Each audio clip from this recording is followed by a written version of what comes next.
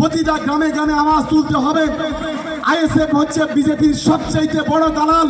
দেখুন, সরকার সাহেব একটা বক্তব্য থেকে আমাকে উদ্দেশ্য করে একাধিক বক্তব্য থেকে যে আমি নাকি বিজেপির কাছ থেকে 30 কোটি টাকা নিয়েছি, এই মর্মে আমার নামে মিথ্যাচার করছে, পাবলিক ডোমিনে সামাজিকভাবে আমার সম্মানহানি করছে।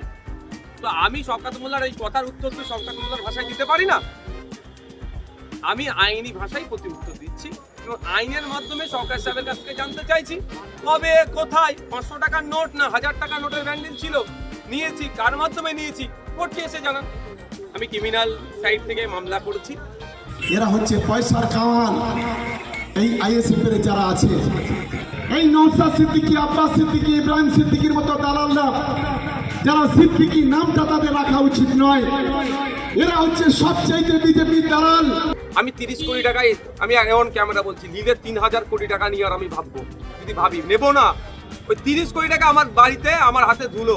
আমার বাড়িতে প্রত্যেক বছর 1 কোটি টাকা শুধু কাঠ পুড়াই আমরা, কাঠ রান্নার জন্য। কোন ক্যামেরা বলছি, 1 কোটি টাকার কাঠ লাগে আমাদের বাড়িতে, যে ভক্তবৃন্দরা আছে তাদের খাওয়ানোর জন্য। 30 কোটি টাকায় নওশাদ হাত দেবে? 3000 কোটি হলে তাও আমার ভক্তরা বিশ্বাস করতো যে বলে হতে পারে, তাও বিশ্বাস করবে না। আমি প্রসঙ্গক্রমে বলছি 3000 কোটি কেন? একদিকে আমার মিনিস্ট্রির অফার আছে, সেটাকে আমি সরিয়ে দিচ্ছি, আর আবার 30 কোটিতে আমাকে আটকে রাখবে। এই গল্পর জবাব আমাদের যারা আছে তারা কোর্টের মাধ্যমে দেবে। আমি আমার ওনার বক্তব্য, আমার মানহানি হয়েছে, সামাজিকভাবে আমার রেপুটেশনে আঘাত লেগেছে, সুতরাং তাকে এসে জবাব দিতে হবে। আইন বিচার ব্যবস্থার ঊর্ধ্বে কেউ নাই, যা তা বলে বেরিয়ে যাবে, আমরা চুপ করে থাকবো নাকি? মিথ্যা মামলা আমার নামে 19টা মতো দিয়েছে, সেটা মাথায় নিয়ে লড়াই করছি। যখন আমাকে মিথ্যা মামলা অফার দিয়ে যখন আমাকে আটকাতে পারছে না, সামাজিকভাবে আমার রেপুটেশন খারাপ করতে চাইছে। যারা সামাজিকভাবে আমার রেপুটেশন খারাপ করছে তাদের বিরুদ্ধে, তাদের ভাষায় আমি তাদেরকে ওই বলে না যে কাদা ছুড়াছুড়ি, এটা আমার দ্বারাই সম্ভব নয়।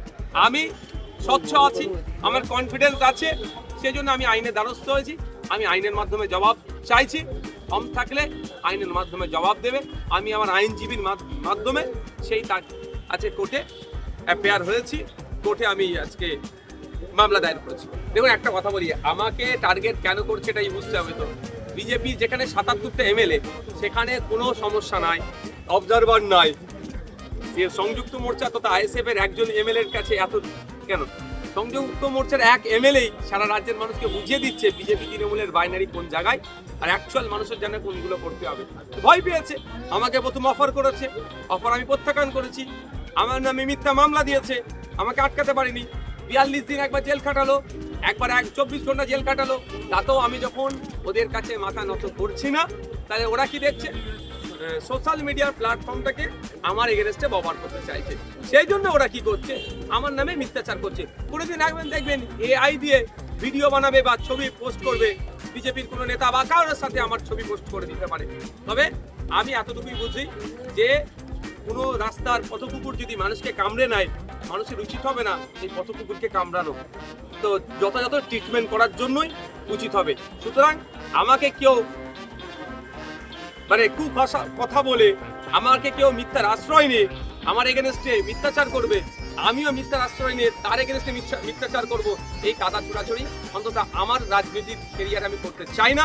কারণ আমি ক্ষমতা দখলের জন্য রাজনীতিতে আসিনি, সমাজ ব্যবস্থা পরিবর্তনের জন্য এসেছি। সমাজ ব্যবস্থা পরিবর্তন করতে গেলে অনেকটা স্যাক্রিফাইস করতে হয়, অনেকটা গায়ে মেখে দিতে হয়। আমি অনেকটা গায়ে মেখেছি, কিন্তু এই নোংরামি চরম সীমায় পৌঁছে যাচ্ছে, সেই জন্য আমি কোর্টের দ্বারস্থ হয়েছি।